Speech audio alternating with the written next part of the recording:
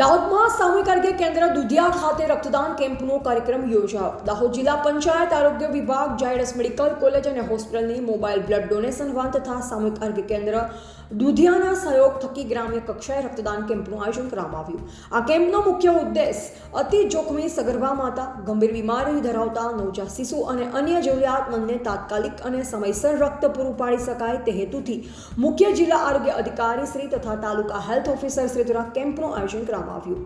18 થી 65 વર્ષ સુધીની તંદુરસ્ત વ્યક્તિ જેમનું વજન 45 કિલોગ્રામ કે તેથી વધારે હોય તેઓ રક્તદાન કરી શકે છે.